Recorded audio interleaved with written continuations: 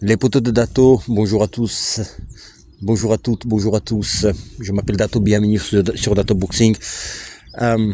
Les potos de Dato, je reviens comme une abeille sur une fleur. Je sais pas si ça se dit ça, après plus de 2 mois d'absence sur YouTube. Juste pour vous dire que, alors déjà je veux pas tout mélanger dans cette vidéo, de parler de mon absence, etc. Parce que je veux parler du combat.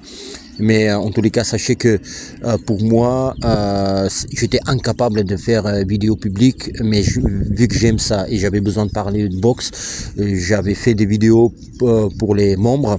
Donc si vous voulez aller vous abonner, c'est avec un grand plaisir et je vous remercie par avance. Mais c'est pas ça je voulais dire. Je voulais dire c'est que dans 2 semaines, pas ce dimanche-là, mais dimanche prochain, quand j'aime faire les vidéos long format, les vidéos du dimanche, je vais vous parler de l'avenir de cette chaîne. Donc c'est dans 2 semaines, donc 15 jours, 14 jours. Et les vlogs aussi qui arrivent, dans les vlogs par contre, je vais vous parler de ce qui s'est pas, enfin pourquoi je pouvais pas donc faire des vidéos, j'étais incapable de faire des vidéos publiques. Donc je vais parler aussi de tout ça, donc soyez connectés et on va continuer, enfin je vais parler du combat maintenant. Les deux boxeurs, ils sont déjà expérimentés. Il y en a un qui est plus expérimenté que l'autre. Et dans ce combat, ça va y jouer, les Pudatos. Il y a aussi cette différence de style qui est toujours excitant dans un combat de boxe. Par exemple, Dubois, à ses 27 ans, il a, je sais plus exactement combien de combats, mais plus de 20 combats. Joseph Parker, il a 35-36 combats. Donc déjà cette différence-là, mais Joseph Parker, il est plus vieux. Et Daniel Dubois, voilà les plus gros noms qu'il a boxé. Il a boxé Joshua Argovich, Miller, Usyk, Joyce. Il perd contre ces deux-là.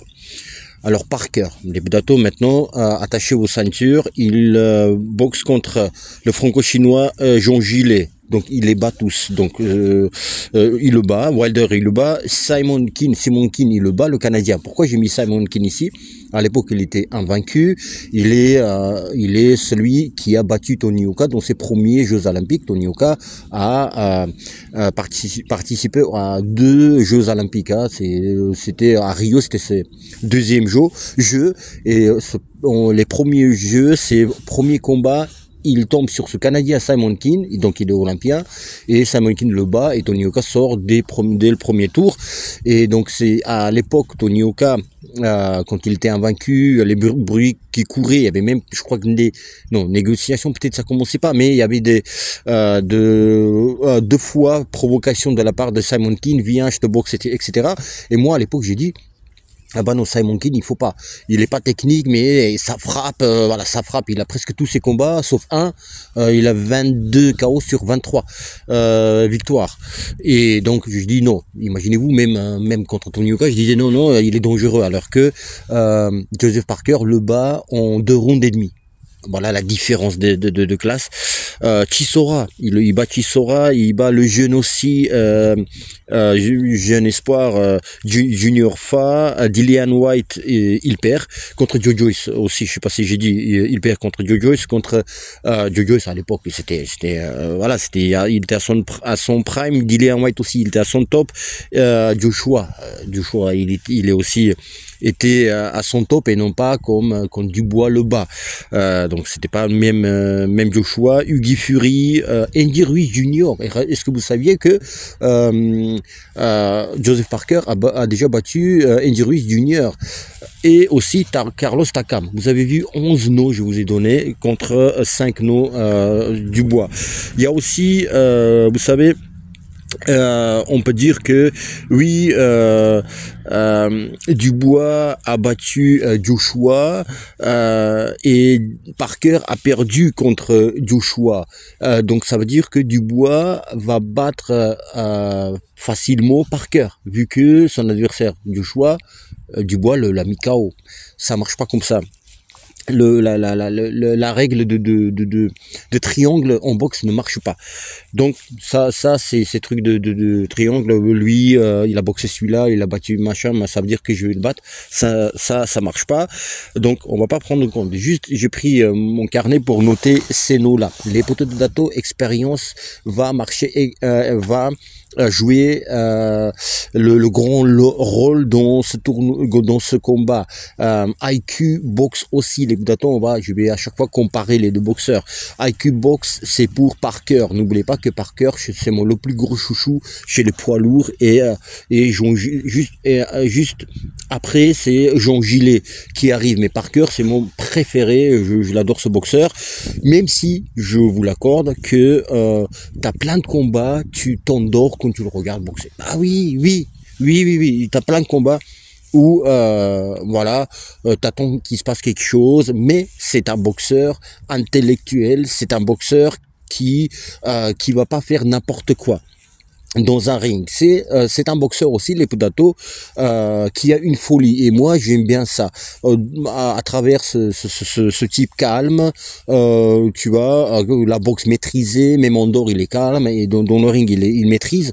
Il a cette folie d'accélération, et on voyait plein de coups, tu vois. Ça tu vois, genre laisser aller, voilà, je vais pas contrôler, et voilà, j'en vois des grands enchaînements.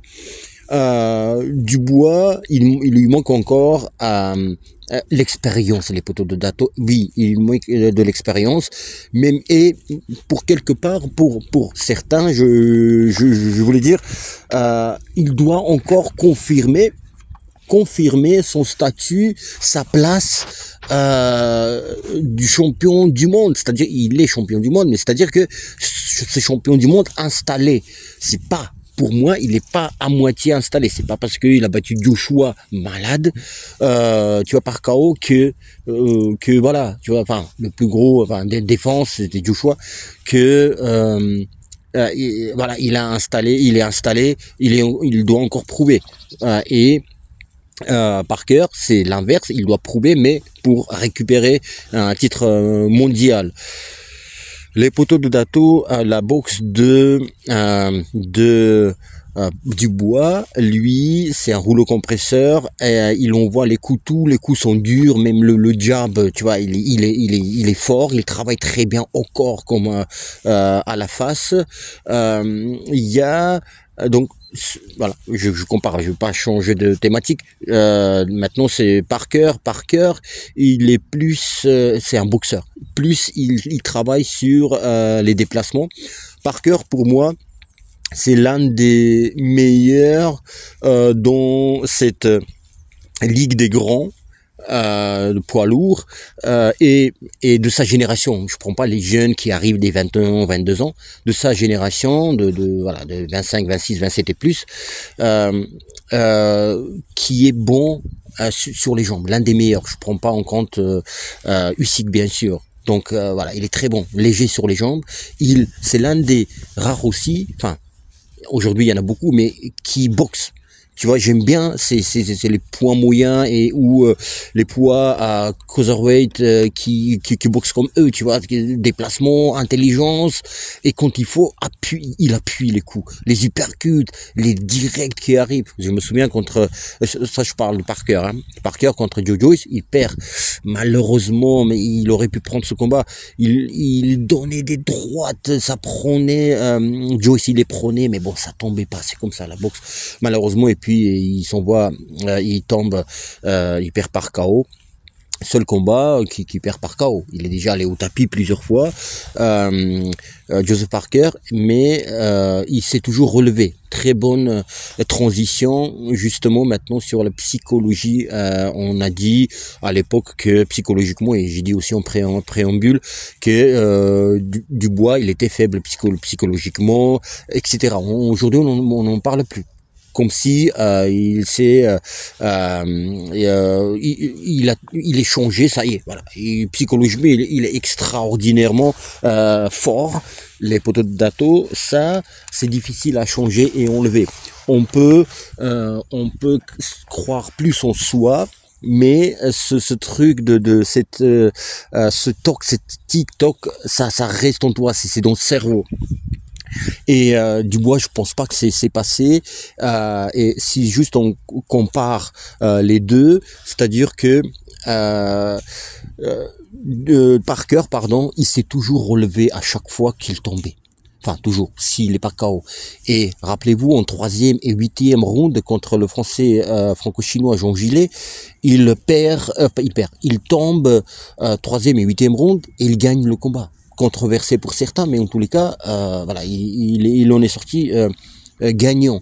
Donc il s'est relevé et il a continué le combat. Dans d'autres combats, il tombait aussi, il finissait ses combats. Donc psychologiquement, c'est un autre level que Daniel Dubois. Daniel Dubois, les Potato, attention, il a la mise du genou au tapis facile.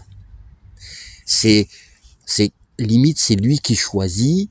Les deux fois, c'est lui qui a les deux défaites contre Joe Joyce et contre Usyk, c'est lui qui choisissait mettre le genou au tapis. Et le combat ainsi était terminé. Donc, vous voyez la comparaison de force psychique. Maintenant, je rejoins Joseph Parker qui a dit, tu vois, je voulais parler de ça dans cette vidéo et je regardais l'interview de Joseph Parker il y a encore 1 heure. Et il a dit, attention, il est un peu trop sûr de soi. Et moi, je voulais parler de l'excès de confiance de Daniel Dubois. Pourquoi? Les poteaux de Daniel Dubois, il a pris cette confiance-là, assurance. Alors, attention, c'est de par entraînement et performance sur le ring, attention, ça arrive, tu vois, tu gagnes, tu performes, des combats extraordinaires, des KO super, tout ça, des gros noms, tu les élimines et tu vois, ça te donne confiance et puis autour aussi tout le monde recroit en toi et bravo, t'es trop fort, etc. Tout ça donne confiance et bien sûr, entraînement, c'est la première chose, et les victoires, c'est ça aussi la première, mais après, tout ce qui est autour. C'était après Usyk, cette confiance est venue petit à petit. C'est parce que c'est juste après il a performé, malgré qu'il ait perdu. Pourquoi? Parce que quand il donne ce fameux coup au corps à Usyk et il tombe, donc le monde a crié au coup légal, alors que l'arbitre il a dit c'était le coup illégal, c'était en bas de la ceinture. On va pas polémiquer sur ça, on a déjà fait maintes fois. Mais si l'arbitre considérait, enfin parce que c'était vraiment limite, hein, ça dépend de l'angle de la caméra, donc c'était KO pour Dubois. Si tu vois, si le coup était légal, tu vois, c'est quelques millimètres étaient. Et les gens, ils disaient, beaucoup de spécialistes et le public, que c'était un vol, qu'il aurait dû gagner par KO et devenir ainsi champion du monde et prendre plusieurs ceintures. Tu vois, et donc ça. Vu qu'après le combat, tout le monde lui disait, bah toi t'as gagné, tu vois, dans sa tête, ça marchait, que moi j'ai battu Usyk, il a plusieurs ceintures et moi je le bats à plusieurs ceintures. Tu vois ce que je veux dire? Ça il avait 3 ceintures à l'époque, je me souviens plus. C'est extraordinaire. Donc c'est ça qui lui a donné des ailes. Entre autres, tu vois, voilà, tu peux pas te reposer sur ça. Il y a les entraînements, comme je me répète 3e fois, parce que c'est important. Et les performances. Donc, c'est un petit peu... Maintenant, on revient au combat de samedi contre Parker. Et Parker, il a dit, mais il est un peu trop confiant. Moi aussi, de mon côté, je travaille dur. Je suis allé me préparer je me préparais en Irlande. Et tu vois. Et tu vois, il était un peu... C'était sincère, tu vois. C'était pas genre pour toucher du bois et tout. Il est pas dans ça, Parker. Mais il va répondre si tu le piques, c'est normal. Et c'est vrai, je me suis dit, mais il a pas dit surconfiance, mais c'est moi qui dis, attention à cet excès de confiance. Attention, pas tomber de haut.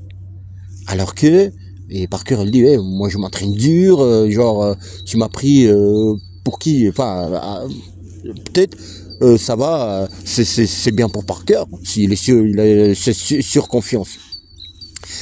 Donc les Budato, je parlais des déplacements de Joseph Parker, qui était l'un des meilleurs, agile en tous les cas, de sa génération, tu vois, dans le ring. Et Dubois, il n'aime pas ces boxeurs agiles. Il n'aime pas ces boxeurs qui lui proposent une boxe où tu dois changer de style, changer de tactique, et essayer trouver plan B, plan C. Tu vois, il n'aime pas Daniel Dubois quand le combat ne va pas comme il a prévu.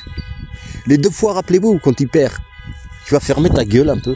Quand 2 fois il perd, c'est parce que, tu vois, il y a quelque chose qui allait pas dans son sens comme il a prévu. Tu vois, une difficulté, le coup à l'œil, etc.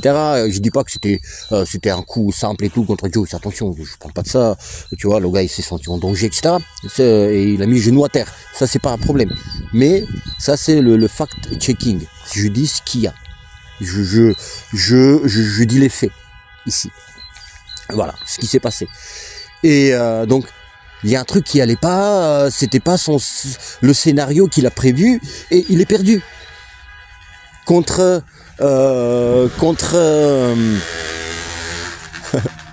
c'est normal, je suis dehors. Contre qui il perd contre Joe et Usyk.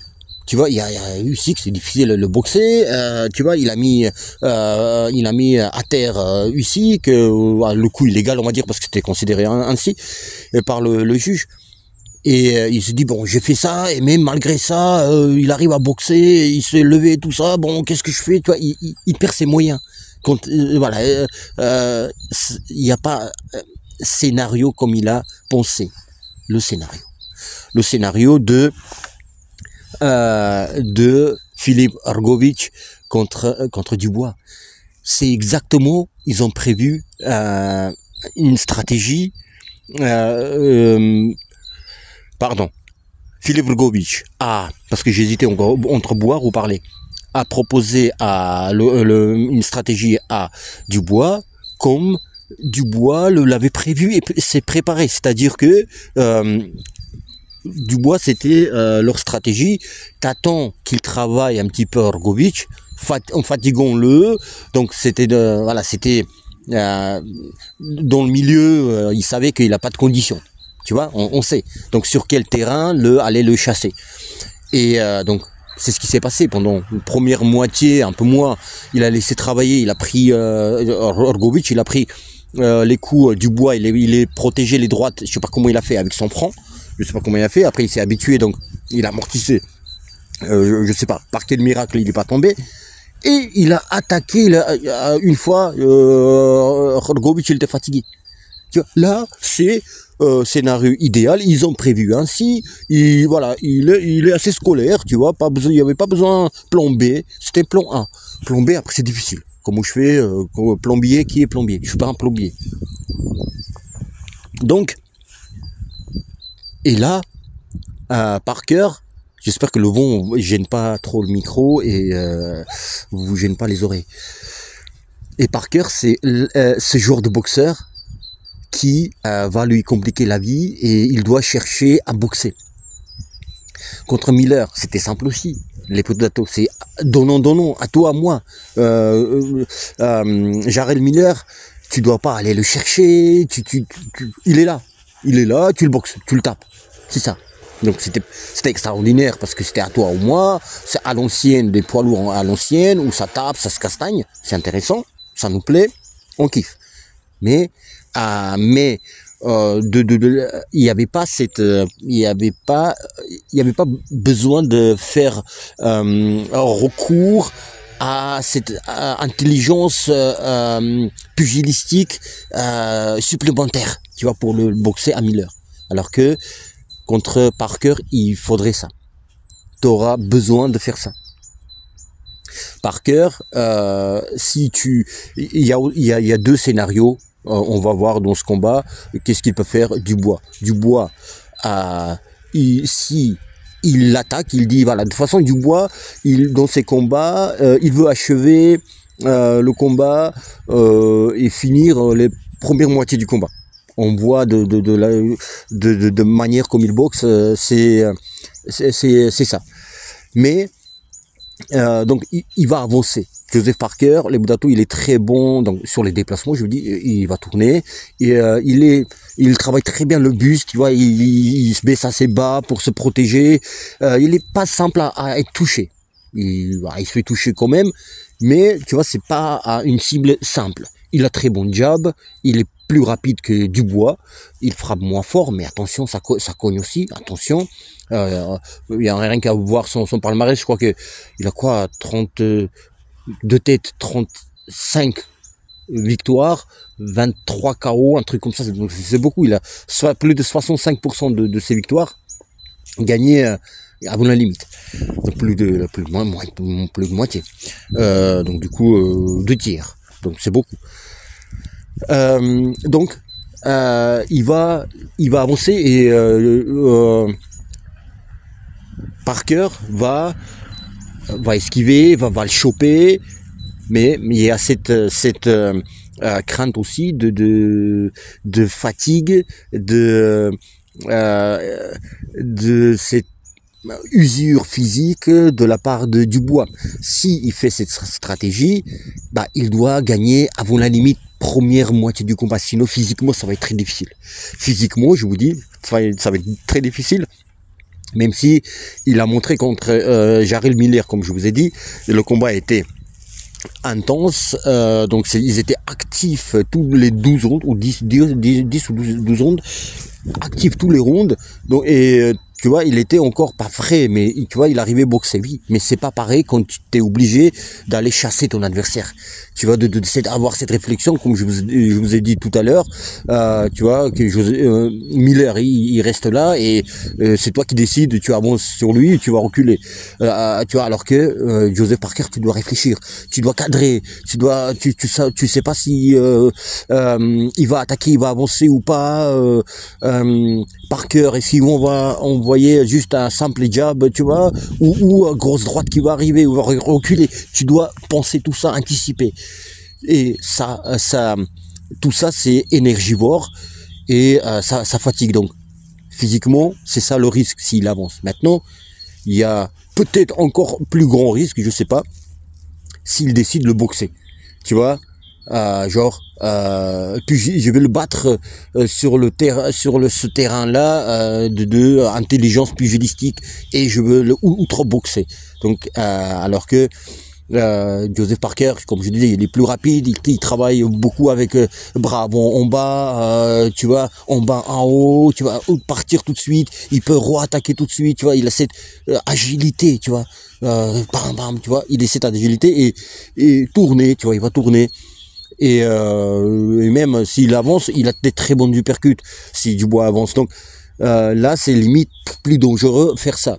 Donc pour moi, il va pas tout de suite avancer, se jeter sur son adversaire, non, mais il va presser quand même Parker.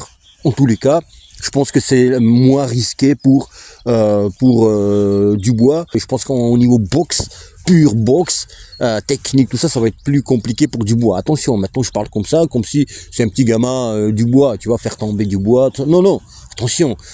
Il y a maintenant, j'avoue que il y a cette partie au moi qui un petit peu fan, c'est un gros mot, mais j'aime beaucoup humainement aussi, tu vois, les valeurs qu'il véhicule, rien qu'à aller voir sa chaîne YouTube. Sa chaîne YouTube de Parker, le Budato, il a 11 000 abonnés. 11 000 abonnés.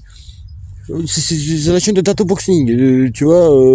Bientôt, je vais dépasser la chaîne de Parker, pour dire que, tu vois, il cherche pas cette fame-là. Allez voir comment il parle aux gens. Tu vois, c'est pas genre, tu veux une photo, ouais, tu vois, un sourire de star, tu vois, un sourire de, viens, tu veux une photo. Non, c'est vraiment il partage des moments avec des gens incroyables. Tu vois, il voit quelqu'un, limite c'est lui qui demande, viens s'il te plaît, viens, j'ai envie de prendre une photo avec toi. Et même, il va dans les magasins, il reste parler avec des gens et tout, avec des claquettes pourries, enfin, tu vois, c'est sincère tout ça. sa famille, tu vas voir ses enfants, voilà, c'est simple. Alors, et aussi des performances. Tu vois, tout ça c'est mêlé. Tout ça c'est l'ensemble. Tu vois, si t'es un extraordinaire boxeur, mais une pourriture, tu vois des images, tu sens que c'est pas sincère, bah je l'aimerais pas. J'aurais dit dans mes vidéos, ouais c'est un bon boxeur, mais franchement, mais quelle merdasse c'est. Voilà. Bref, donc après, il y a des sympathies aussi. Parfois, t'es pas obligé à t'expliquer pourquoi. Moi, j'aime bien intellectualiser, ceci, me dire, me répondre à moi-même pour pouvoir expliquer à quelqu'un d'autre, comprendre moi que pourquoi en fait je l'aime bien ce boxeur. Et donc je pensais, je dis, ah franchement c'est ça. Il y a aussi, attention, en premier lieu, c'est les performances sur le ring, comment il boxe, etc. Tu vois, qu'on n'est pas obligé aussi aimer absolument celui qui met KO tout le monde. Il y a ça aussi, tu vois. Chercher autre truc chez lui, tu vois. Donc voilà, il essaye ce gars, tu vois. Il a jamais dit non pour boxer quelqu'un. Il est toujours correct. Enfin, il y a plein de trucs. Donc j'adore ce boxeur. Pourquoi je disais ça? Je suis parti loin. En fait, je disais ça parce que c'est peut-être quelque part mon analyse n'est pas. Oui, tout ça fait peut-être que je dénigre un petit peu Dubois et je mets un petit peu plus sur le piédestal Parker. Alors, j'ai pas d'argument en disant ça, parce que pour moi, tout ce que je viens de dire, je pense tout sincèrement, mais c'est une autocritique plus ce que je fais. Je me dis, peut-être que, quelque part inconsciemment, vu que j'adore ce boxeur, je lui trouve plus de talent que ça. Je ne sais pas, j'ai besoin de vous pour que vous me disiez votre avis. Vraiment, ça m'intéresse. Autre chose avant que j'oublie. J'en ai déjà parlé tout à l'heure, les Pudato, de cette faiblesse psychique, psychologique qu'il avait. On va dire l'avait, pour moi, il a toujours. Dubois. On peut dire, oui, mais Joshua aussi, il avait. Enfin, il a ça, tu vois. Il a un truc psychologiquement, on a beaucoup parlé, un truc qui va pas. Il pète les plans, les combats, pourquoi il les perd, on sait pas, enfin bref. Oui, mais Joshua, les Budato, il est allé toujours jusqu'au bout. Joshua, il tombe, il se relève, il tombe, se relève, il se tombe, se relève. Et Joshua aussi, il a un truc où il avance sur son adversaire sans préparer. C'était le cas contre Ruiz, c'était le cas contre aussi Dubois. Tu vois, il a cette peur-là de pas prendre des coups, du coup, il attaque pas, il est méfiant, et il prend des coups quand il attaque pas. Et puis, tout d'un coup, il va se jeter à son adversaire pour finir le combat avec un malentendu, il va toucher. Et endormir son adversaire, il en est capable, il nous avait prouvé maintes reprises. Mais attaquer sans préparer, tu prends des coups, tu vois, c'est cette peur-là avant que prendre un gros coup, machin, je vais attaquer moi sans préparation, t'es puni. Tu vois, il a cette peur-là quelque part, mais il va toujours jusqu'au bout. Donc psychologiquement, il est plus fort que Dubois. Enfin, Dubois, en tous les cas, il est surtout plus faible que Joshua. Enfin, j'ai souligné ceci parce que voilà, pour les gens qui vont dire ah oui mais Joshua aussi à juste titre, mais juste voilà, je voulais dire pourquoi Joshua et Dubois c'est pas pareil. Maintenant les Budato contre tous les bookmakers, je donne qui donne avantage à Dubois.